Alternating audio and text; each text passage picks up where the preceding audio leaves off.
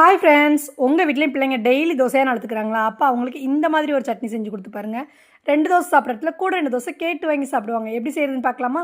ஒரு அடுப்பில் கடாய் வச்சுக்குவோம். கடாய் வச்சுட்டு எண்ணெயை ஊற்றிக்கலாம். எண்ணெய் காஞ்ச உடனே எண்ணெயில் நம்ம என்ன பண்ண போகிறோம்னா 1 டேபிள் ஸ்பூன் உளுந்தம்பருப்பு போட போகிறோம். உளுந்தம்பருப்பு நல்லா ஸ்லோ ஃப்ளேமில் நல்லா ரோஸ்ட் ஆகிற வரைக்கும் வச்சு பொறுமையாக வருங்க. வறுத்துட்டு உளுந்து வறுபட்டோன்னே உங்களுக்கு தேவையான காரத்துக்கு தக்கன வத்தல் போட்டுக்கோங்க. வத்தல் போட்டு நல்லா வறுத்துக்கோங்க. வறுத்துட்டு நம்மளோட ஃபேவரட் ஐட்டம் என்னது?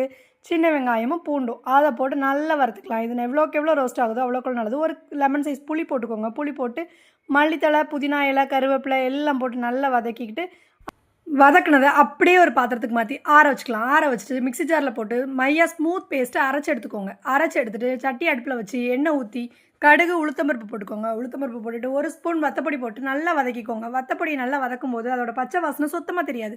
அந்த மாதிரி வதக்கி எடுத்துக்கோங்க. வதக்கி எடுத்துகிட்டு இப்போ நம்ம அரைச்சி வச்ச பேஸ்ட்டையும் கூட போட்டு நல்லா கலந்துக்கோங்க. கலந்துட்டு உங்களுக்கு தேவையான அளவு தண்ணி சேர்த்துக்கோங்க. தண்ணி சேர்த்துட்டு உப்பு போடணும்னா எவ்வளோக்கு எவ்வளோ உப்பு உங்களுக்கு தேவையோ அந்தளவுக்கு போட்டுக்கோங்க. தேவையான அளவு உப்பு போடுங்க. அதிகமாக உப்பு போட்டுறாதீங்க. போட்டுட்டு நல்லா கொதிக்க வச்சு எடுத்துக்கோங்க. இந்த சட்னி செம்ம டேஸ்ட்டாக இருக்கும். சூப்பராக இருக்கும். 2 தோசைக்கு சாப்பிட்றதுல கூட 2 தோசை கேட்டு வாங்கி உங்கள் பிள்ளைங்க சாப்பிடுவாங்க. செஞ்சு பாருங்கள். அவ்வளோதான், முடிஞ்சு போச்சு. நம்ம சட்னி ரெடி ஆயிடுச்சு. ஒரு கொதிக்க விட்டுட்டு அவ்வளோதான், வேறு ஒரு பாத்திரத்துக்கு மாற்றி கொடுத்துருங்க. இப்போ நம்ம சர்வ் பண்ணுறதுக்கு நம்மளோட சட்னி ரெடி ஆயிடுச்சு. சூப்பராக 2 தோசை சுட்டு சட்னி வச்சு சூப்பராக கொடுத்துடலாம். நம்ம பிள்ளைங்க எப்படி சாப்பிட்றாங்கன்னு பாருவாங்க. Bye friends.